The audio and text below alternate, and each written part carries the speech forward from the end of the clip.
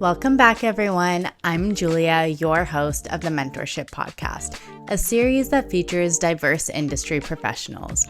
We mentor you by highlighting various fields and breaking down each step of our guest's career path, from high school to their current role. In today's episode, we are joined by Laura Giudice, an apprentice plumber. Laura completed a pre-apprenticeship program at Humber College before entering the trade. She is currently in her 4th year of her apprenticeship and works in the commercial service sector. In this conversation, Laura talks about how she entered the trades, as well as her challenges and her experience as a woman in trades. She also breaks down the route to becoming a licensed plumber and the diverse opportunities within this industry. So now, here to mentor us, it is Laura Giudice.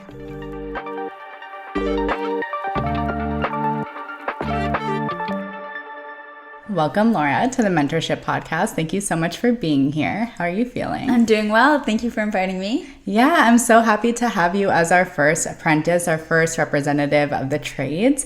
It's such an interesting industry that we haven't gotten into yet, so I'm so happy that you're our first person to come on and tell us about it. Well, thank you. It's an honor, and honestly, it's a fantastic career, so I hope that you and your audience learns a lot more about it. Yeah, thank you. I'm not really informed of the trades at all because my background is in chemistry, so we have had someone on the podcast who did their undergrad in chemistry and went into construction, which is a really interesting mix. Yeah. But not anyone who just specifically started with the trades and went on from there. So yeah, I'm excited to get into it. In order to really understand who you are and your path, I'll start from the beginning and ask you what kind of things interested you when you were younger and what did you want to be when you grew up? Well, honestly, when I was younger, all I wanted to do was be around animals. I loved animals. I never saw myself going into a trade. Honestly, it was not really anything that I thought was even an option for me, if that makes any sense. It wasn't that I felt like I couldn't do it. I didn't feel that way. It just never entered my brain that I would ever do it. So nothing in my childhood or even like high school would have hinted towards this.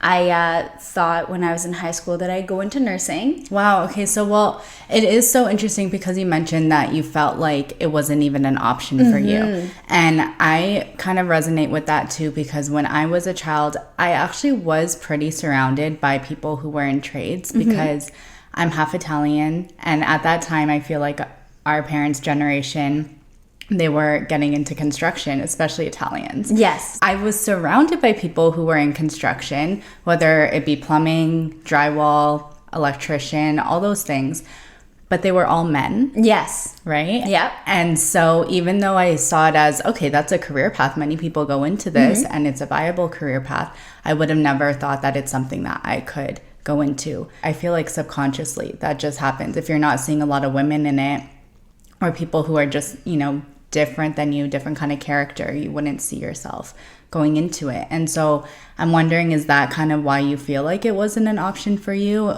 Or were there other ways where it wasn't really maybe exposed to you as a child? It really wasn't exposed to me much. I'm half Italian as well. And so I have other people in my family who were in trades as well. It's just, I don't know why it didn't seem like an option to me. I just never saw it for myself, never even really thought about it. Yeah. So I can't exactly say why I never thought of it as an option. Yeah, it's something to be studied, honestly. Yeah, definitely. It really is. Yeah. I feel like it goes into the whole gender representation and just, that subconscious level of it too. Yeah. You know what? That's probably exactly what it is. It's probably just on a subconscious level.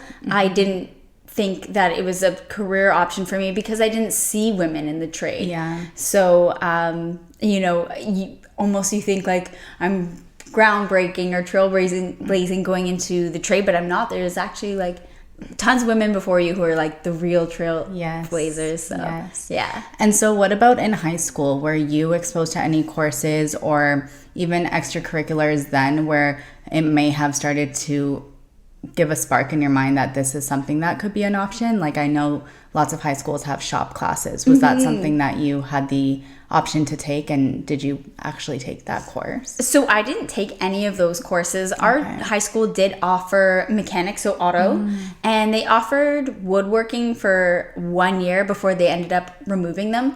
So it turns out when funding to education gets cut, typically it's to like these trade programs that get cut first.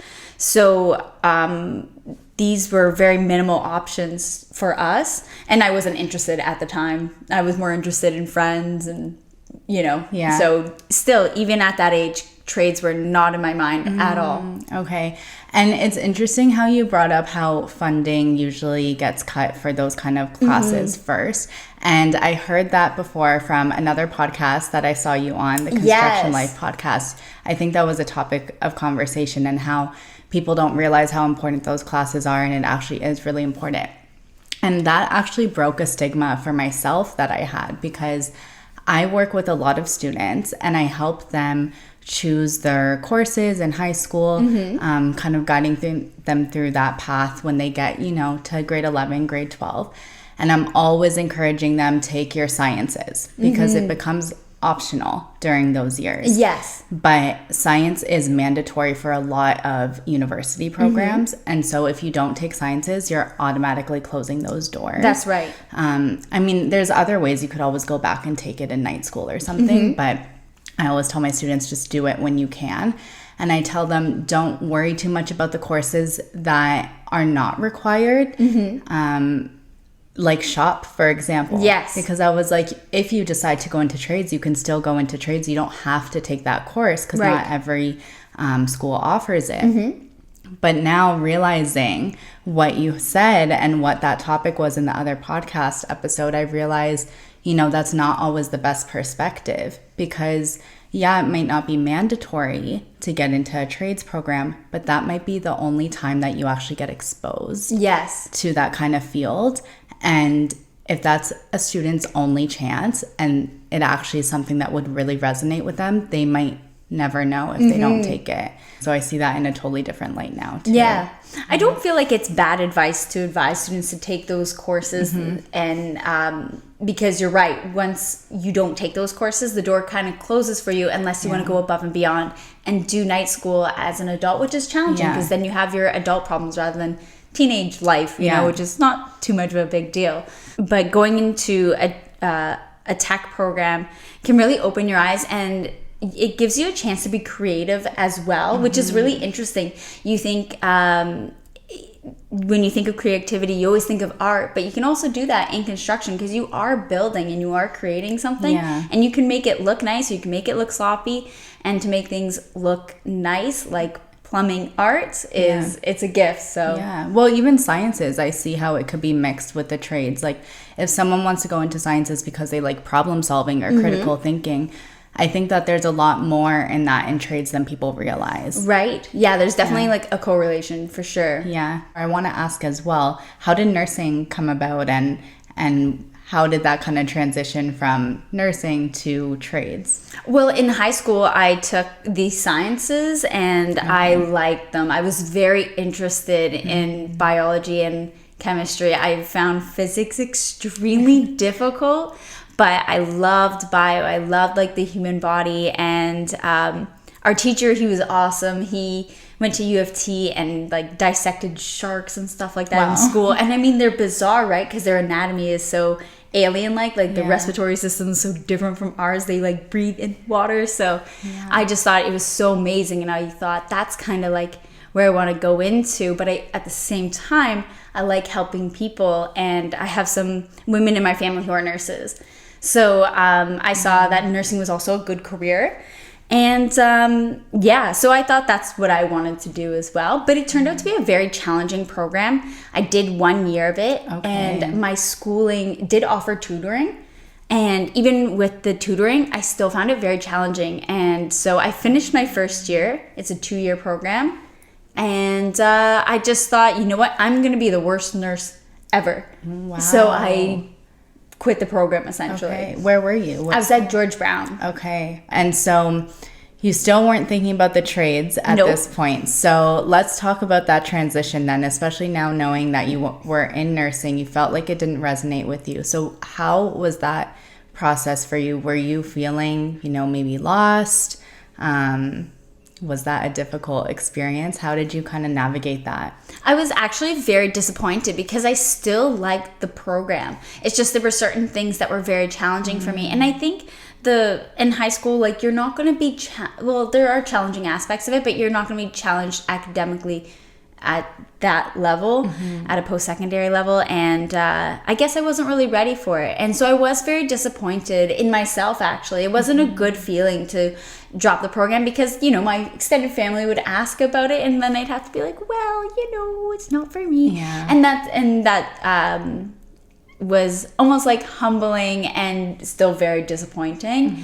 But then again, the trade's such a great career, so it all works out in the end. Like, everybody's walk of life is different, but in the end, it's great. Yeah, and I think it should be talked about more. We talk about this on the podcast a lot, where changing your program or your major, universities or colleges, whatever you're doing after that, like, first few years after high school, it's totally normal to change a few times. I changed my program twice. And we've had people on the podcast who have changed from architecture to computer science or who went to university and then ended up going to college after. So having change is okay. I think it's so hard going through it when you're in that moment. I think making the decision to make the change is probably the hardest part because people around you, I think mostly, like, don't always understand. And there's that narrative of, well, just finish what you started. Yes. Right?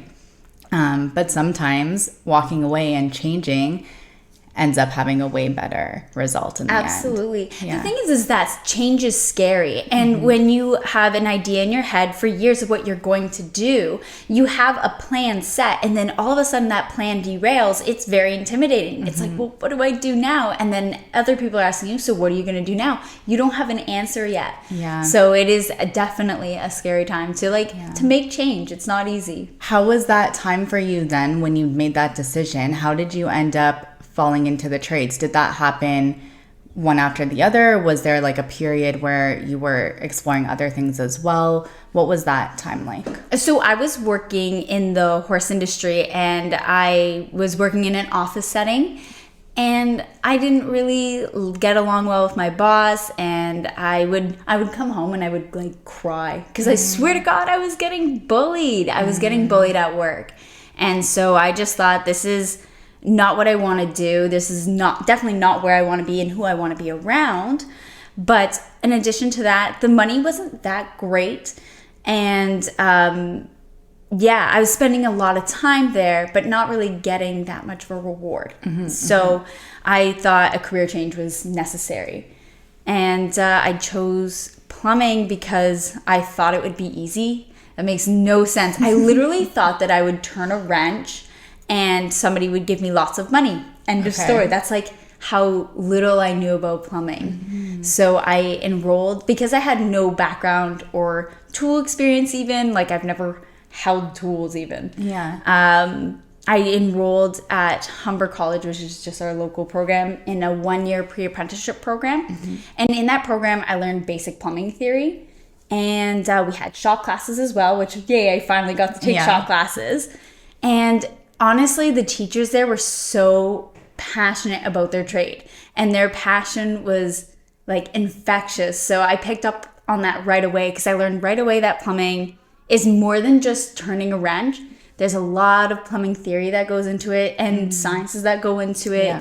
And I learned quickly that good plumbers protect the health of our nation, and it's so important that if you do become a plumber, to be a good plumber. So it was like passion right away at school, and it was nice to see that continue after getting into the field. That's so funny that it seems like you kind of just chose something without really knowing that much about it. Could have totally gone a different direction because you could have saw that it was much harder than you thought. And like you said, you thought it was going to be something more straightforward. So it could have been something where, again, you faced that intimidation and then maybe felt like it wasn't for you. But it's amazing to hear how you embraced the challenge and you found so much, like, excitement in it. And and use in it too. Yeah. It was funny is I didn't even think about it when I started in the trade. I didn't think that there's not a lot of women or anything. Like I didn't think about that at all until I started in the trade. Then when people who were in the construction industry would see me go on site,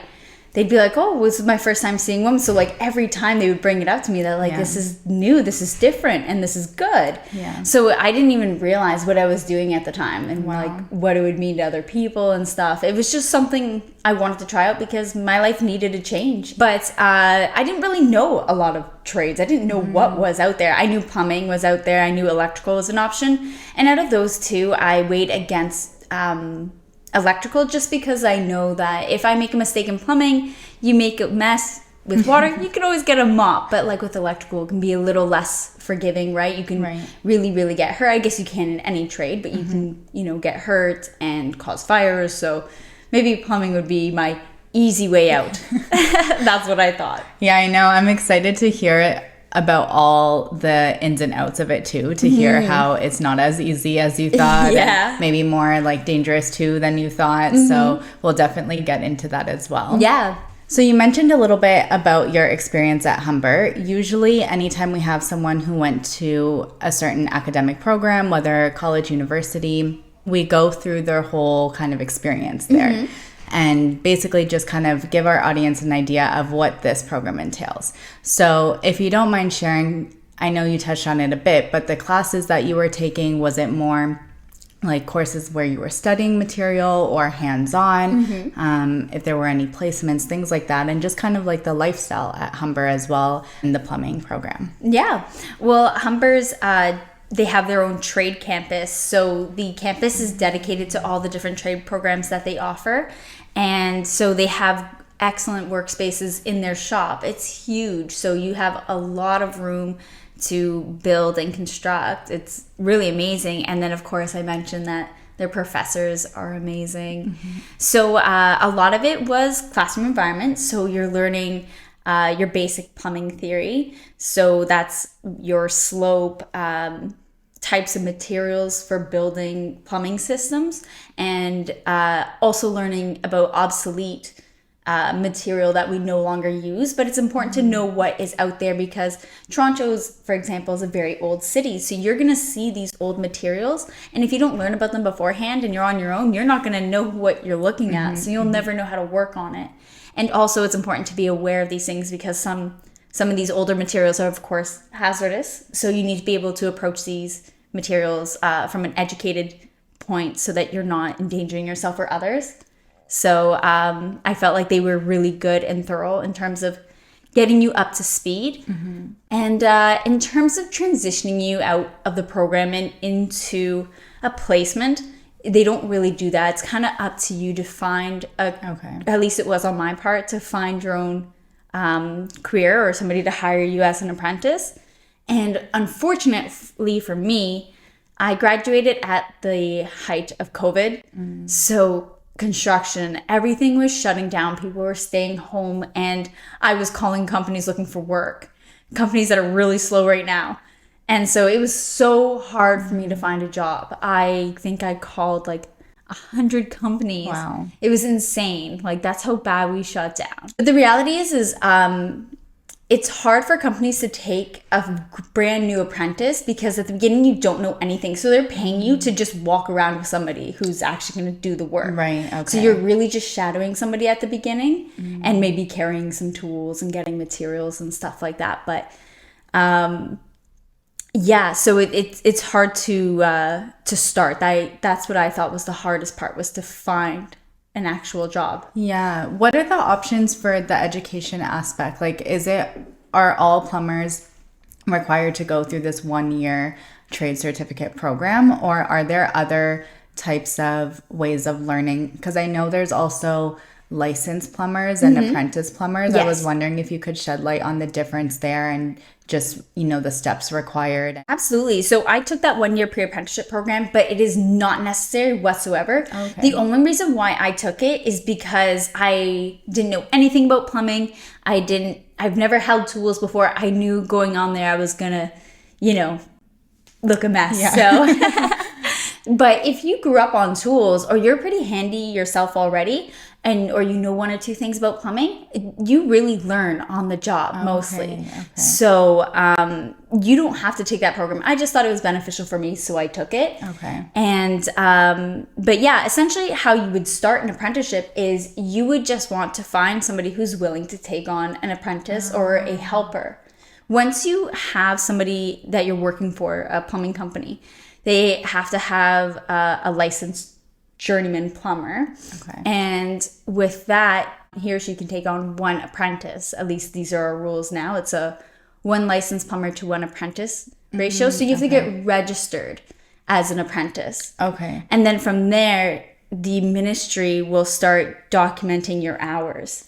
Oh. So an apprenticeship is or for plumbing, you have to accumulate 9,000 hours of work experience before you can write for your license.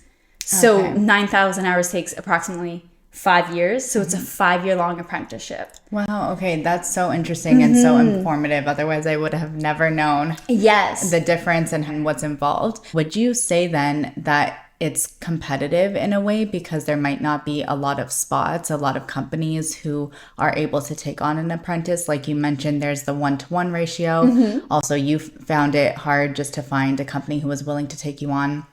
Circumstances maybe were different because of COVID. But in general, is that kind of usually a competitive or difficult process to enter into? For smaller companies, I don't know why they don't register apprentices right away. Our government does give lots of benefits, like they partially subsidize apprentice wages as incentive to get tradespeople licensed. I wouldn't say it's competitive, especially considering we're in so much demand and not a lot of people are going into the trade. It would be nice if we could lift that 1-to-1 ratio, maybe have a licensed plumber have 2 apprentices. That way it could alleviate and also, get more licensed plumbers out there. Yeah, that makes sense. Or even if, I know it doesn't always have to go through some sort of college program or certificate program, but if there was some sort of bridge between the schooling and the work placement as well, that could be, I feel like, really helpful too. You know what? I feel like I should mention during your apprenticeship, after you're a registered apprentice, you start working to accumulate those 9,000 hours. Through the duration of your apprenticeship, you are supposed to go to school. So our colleges, so Sheridan, Seneca, Humber, George Brown, they all offer the trade program. So you do have to go for your level 1 plumbing, which is where you learn your plumbing laws, plumbing codes and stuff like that. You learn them specifically for Ontario code. And then after you complete that, you go back into your workforce, work for a little bit. Then you do your intermediate at one of those colleges. And then you go back into the workforce. Yeah, so there is still schooling involved during your apprenticeship, but most of your learning is going to come from hands-on. Yeah, but they do need to touch base before you write.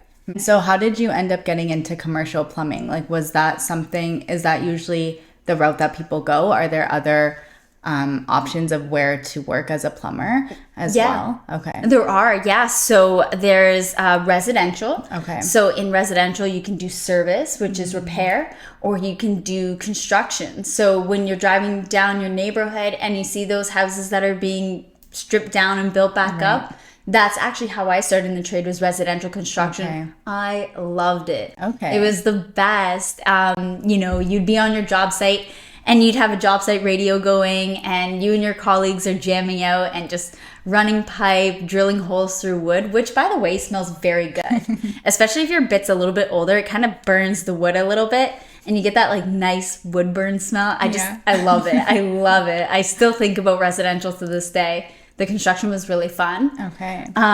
But yeah, so that's the residential field. It's more low risk. The payout isn't as big. And then there's commercial. So there's benefits with that is you have corporations who have a lot of money and they will pay you on time. They do of course care about the cost, but with residential, it might be hard to get people to pay up, or they'll fight bills and stuff like that. With corporations, they're more professional way, where they're like, thank you for the bill, thank you for your service, here's like your payment. Right. Okay. But with that, commercial has high risk. So if I'm working on a condo building and I'm doing a repair on a water line on the 15th floor, all goes well, and then I leave and it starts to leak. Now it doesn't just leak in somebody's house, it's going to leak from the 15th floor all the way down until they figure out that there's a leak somewhere. So that is high risk. Now you're going from damaging one property to damaging like multiple levels of people's homes. So it's high payout but high risk, so you're paying more for your insurance and stuff as well. Okay, so for commercial, it's like also buildings that are larger than like multiple floors usually, multiple units, things like that. Okay, and then sense. there's also the construction aspect in commercial, which they refer to as ICI, and then there's high rise, so you're building condos, and that I have never done. Okay. But it would be interesting to try. I'm a little bit intimidated by that part of the trade. Just because there's like so many floors and more things could go wrong. I feel like working in that trade, those are like the real rough and tough construction guys, you know? And I worry about the way I would fit in. I've never really felt discriminated against in the trade. I felt always welcomed, but I always worried about how people on that side would treat me. And not to mention, those sites are really big. You kind of need to keep your head on a swivel all the time because they have big operating machines going around. So, you know, you could be like distracted talking to someone and like walk into a hole. I mean, technically we would set up barriers so you wouldn't be able to do that, but those are big sites. So I just don't know how I would do in a setting like that. Are you interested in it? Like you want to challenge yourself, or you want to experience every part of plumbing, like how you've already done residential, now commercial? Would you want to try something like that? I would. Actually, I really would. I just worry about myself in there. But if it turns out not for me, then I can always go back to what I know, which is service. But I don't know why. I just worry about how I would fit in a situation like that. Yeah. Have you ever talked to anybody who works in that kind of realm, and just to get an understanding, and maybe they might ease your intimidations as well, or validate it too? Have you talked to anyone? Actually, my brother works in high-rise plumbing construction, and he loves it. So it seems like I don't have really anything to fear. Perhaps it's one of those things, again, where change is scary. But I think it's important for apprentices to try every aspect of the trade, because when you go to write your exam to become a licensed plumber, they're going to question you on everything. So if you don't have that experience, you're not really going to be able to answer those questions. And that's a very hard test. A lot of people fail it. It's a long test and it's very difficult. So besides hands-on experience, is there other ways to prep for those kind of exams? Like, are there handbooks or even prep courses or anything like that? Yeah, it's essentially mostly like an academic test. So there's a lot of trade calculations, blueprint reading, sizing based off of fixture load. So like how much water you can estimate to go down a sink. Now put that in a condo building, and that's a lot of sinks draining into a pipe. So how do you know how to size that? So these are like trade math calculations that you're going to have to be able to do. So it is very difficult. Especially when you've been working for 5 years. Now you have to go and write a test that's going to take you 4 hours. That's insane. So in terms of prep, there's a week-long course at Humber.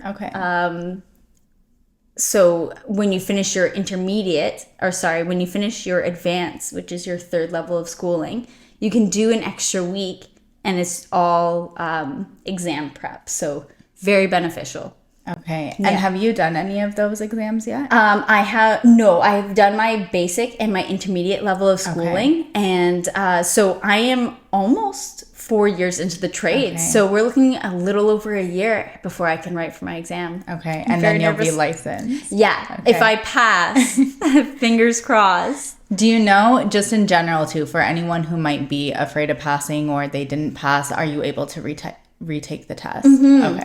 So you can retake it, and they recommend that you do. And it is very common for people to fail it because you don't really know what you're walking into. There's so many versions of the test, and it's meant to challenge you, right? Because you really do want people out there who are licensed to know what they're doing. You don't want plumbing plumbers who are not good at their job can make people very sick. So yes, it's very important that they know what they're doing. Yeah, it makes sense though that you might not pass on the first time just because you're working hands-on for 5 years and then going into, you know, a test-taking environment. It's so different. Yeah, to change your mindset from one to the other. Absolutely. There's so many different factors that can go into that as to why you may not pass your test. You could be underprepared. It could be difficult. But there's also that stress of the environment and the fact that it's an intimidating test. You've been working 5 years for this moment. And like that's a lot of pressure. Failing this test is so common that it's almost like infamous. Everybody going into the exam goes in there with nerves for sure. Okay. It's very very common to fail. It's a very challenging test. Also, it's examined basically on your plumbing code. And plumbing code is written by lawyers. So it's worded in a way that you and I wouldn't naturally speak. Yes. It's worded and formatted in a way that like follows legal terms. Okay. So you have to read those questions very, very carefully in order to answer them appropriately. So it is very challenging. Yeah, that's good to know. And I feel like that's probably comforting for anyone going through those jitters, or if they failed and trying to pick themselves back up with it too and not feel too down on themselves. It's probably really helpful to hear that, you know, everyone goes through this. So let's talk about how things are going for you now. I feel like we've already touched a little bit on things like challenges that you didn't expect, some obstacles that you go through, and how you're currently working in commercial. But in general, can you tell us how your lifestyle is right now as a plumber and the types of things you're working on, the different challenges you might be facing, and how you're working through them? Yeah. Well, honestly, plumbing for me has been such a blessing. I'm actually like so grateful to plumbing. If that sounds bizarre, I get it. But plumbing has taken me places I never really thought it would. I actually started documenting my apprenticeship on Instagram. So it's a journey. And it really picked up. People are interested in like watching this journey. And so essentially I just filmed the different things that I work on, and people have asked me to come see them in the United States and like do promotions for tools and do podcasts and just all sorts of things. So I was in Vegas, I was in Dallas, I was in Cleveland. Cleveland's not that cool, but it was a very cool trip. But so plumbing has been an insane journey for me. But a typical day for me essentially is I go around and I just repair things that are no longer working. And if they can't be repaired, I replace them. So it's neat because service gives you the skill to repair things, which is cheaper and better for clients. But if push comes to shove, you also have the ability to construct, which is excellent. You want to really be diversified and be able to do both. Some challenges, though, are I'm dealing with a lot of aging infrastructure. So a lot of things that are existing are obsolete or hazardous. And so I kind of have to take those things a step at a time. Now, luckily, we have a lot of new technologies that are coming out in our trade to work on material in a quicker, more efficient way. But sometimes when you're dealing with things like asbestos, it's like a bad word. You don't want to deal with those things. So those are definitely challenges, and you need to be able to understand what you're looking at when you come across it, because if you come across those hazardous things, you can become very sick. So, yeah. But even if it's just making a small repair on a copper pipe, it's great. But if you're soldering, you can't just be quick and carefree. You're using flame in a wall. And these are all flammable materials. So every day is like, you have to be very careful. I feel like I can relate to that a lot too, because in chemistry, it ended up being a lot more laborious than I thought, and a lot more hazardous too. Like we would use flames for things all the time. And obviously all the chemicals that we were using, most of them, you know, were hazardous. And I've been in the lab before where someone's working and then they were just like scratching the compound that was in their round bottom flask, and they were just trying to like scrape it off so that they could collect it. and it caused a flame, and Oh, wow. it caused a fire. And so it's always a lot more complicated than you realize. Yeah. Or And than other people realize too. Like, people don't Oh, yeah. realize, chemistry can have all these things involved, and plumbing as well. Yeah. Yeah. Actually, I was shocked, but you know what? That makes sense. Laboratories would be another level of hazard that you don't think about until you're actually in the field. The reality is experience is going to be your best friend in something like that. So unfortunately, it does mean some hiccups happened in the in-betweens. But as long as you're informed and a little bit of experience, that you should be able to eliminate the hazards that could come about. And be able to recognize potential hazards as well. Because it's not just your own safety, it's the safety of those around you. Yeah. And because you mentioned about your Instagram journey, I wanted to ask, so just for those listening, you have your Instagram account, which is My Plumbing Adventure. Yes. And which is where I found you. I found you through the other podcast that you were on that I mentioned, and then followed you along through your Instagram as well. And so I was interested in hearing about how that came about, and if you had any certain goals with it in terms of informing people on the plumbing industry or encouraging people to join it.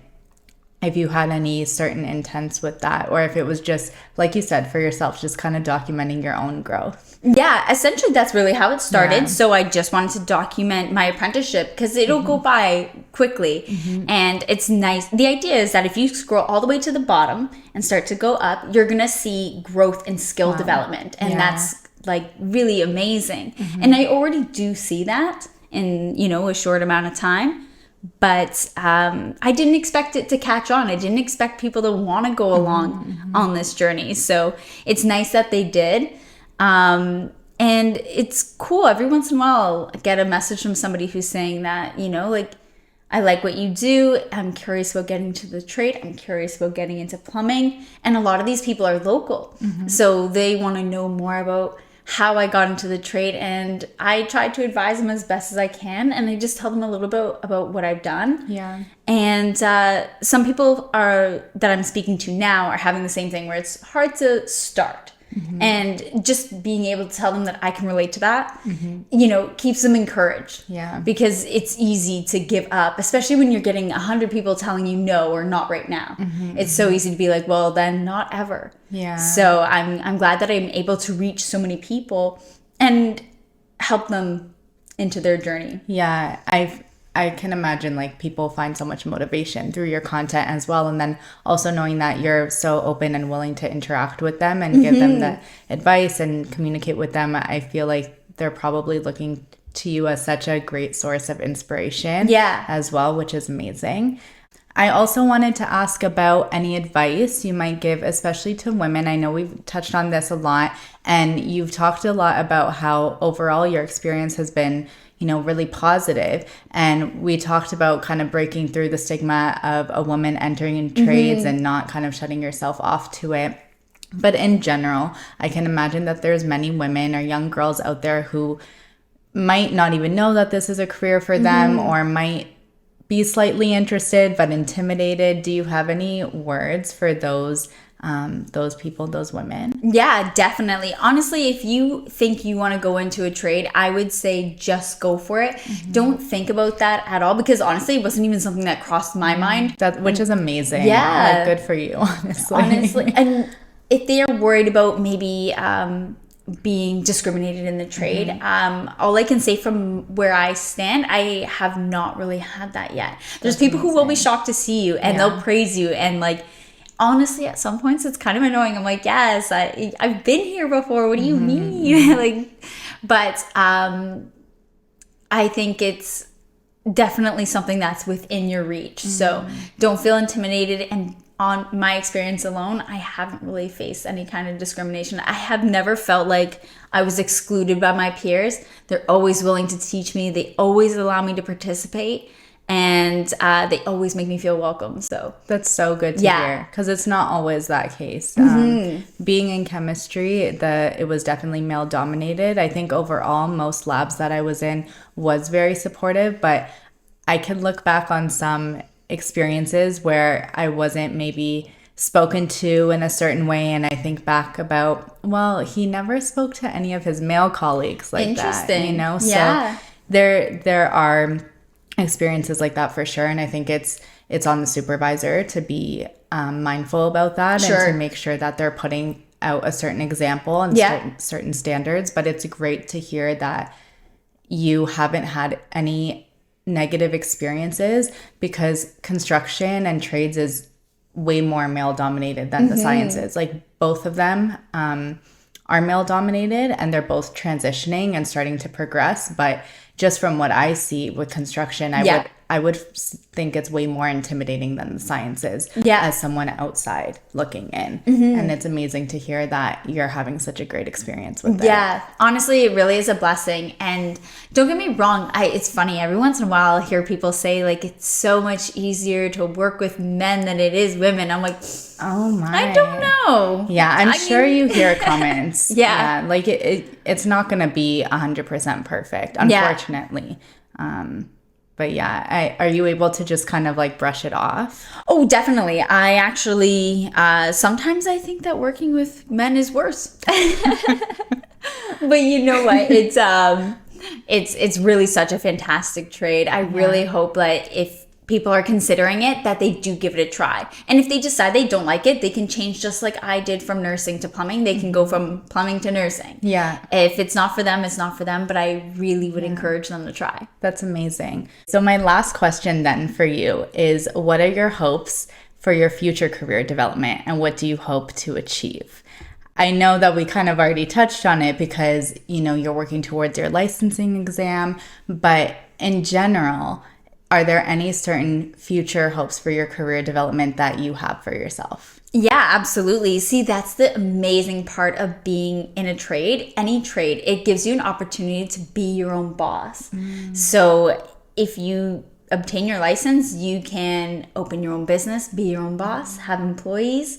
And not saying that's easy, but it's an option. Or you can stay an employee and do the job that you were going to do anyways, and not have the stress of being a manager and owner, all that.